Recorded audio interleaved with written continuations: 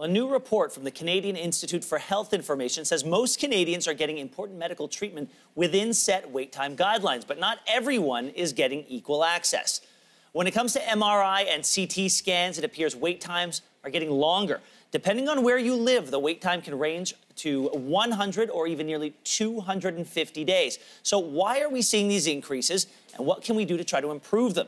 Joining me now to discuss this is Dr. William Miller, president of the Canadian Association of Radiologists. Doctor, thanks for being here this morning. My pleasure. So thanks for having me. Let's get a little context here. Is there a Canadian benchmark for MRIs?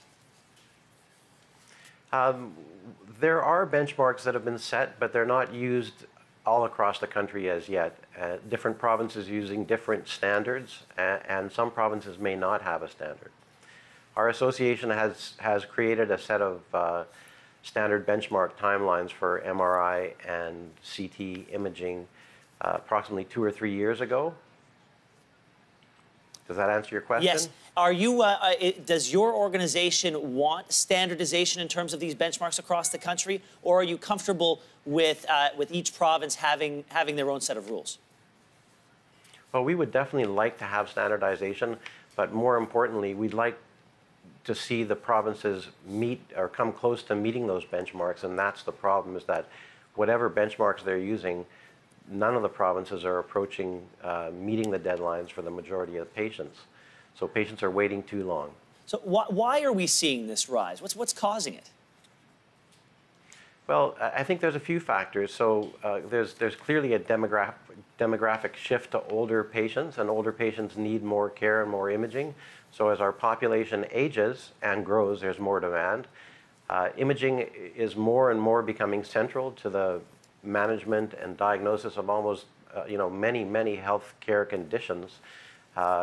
You can't really have anything done until you've had your imaging done. So it's kind of a bottleneck, or it's a bottleneck in the system. You have to get your imaging done before you can see your specialist or before you can have a treatment done.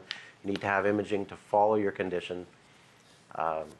So it's central to healthcare. You've addressed one of the impacts. Are there any other impacts to these longer wait times?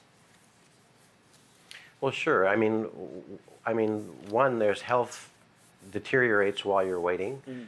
2, you suffer from pain while you're waiting if you have a painful condition. And 3, there's gigantic economic impacts on the economy, because people are not at work or not productive at work because they're ill or they're in pain. The economic impacts have been estimated to run as high as $13 billion a year in a study that was done by the CMA a couple of years ago. There are some people who are going to... The cost of waiting. There are some people who are going to be listening to this interview, and the first thing they're going to think is, let's introduce some more private clinics. Let's use that as a way of siphoning off pressure from the system. Do you believe that that's a way to reduce these times? And if not, what would be some ways that your organization would support to reduce these wait times? Yeah, our country is a patchwork of different systems, and in certain provinces, there is a fair bit of private healthcare being delivered. I know the current government is not truly in favor of that, and our organization is fully in support of the public healthcare system that we have in Canada. If we can strengthen the public healthcare system, provide adequate resources to provide adequate imaging in a timely fashion, I think that's the best solution.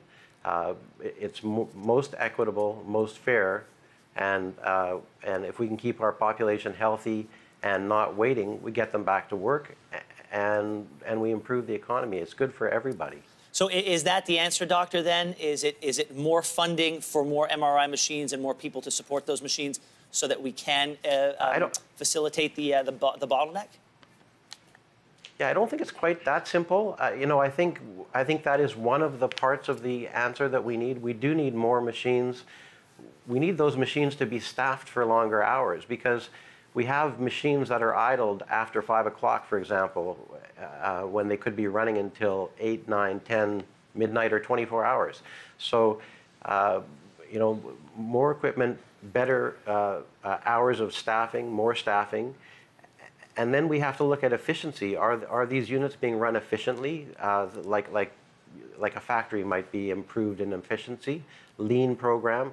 to improve efficiency. And then the other thing is appropriateness. So we want to make sure that every patient gets the appropriate study as soon as possible to get on with the management or diagnosis of their disease. So appropriateness is also important, and that's something we've spent a lot of energy working on over the years, developing guidelines for what's the most appropriate test for an appropriate indication, and trying to get those guidelines used. That's a complex topic on its own. Doctor, all very good information. Thank you so much for being here this morning and sharing your insights. Oh, it's my pleasure. Thank you very much for having me. I really appreciate it.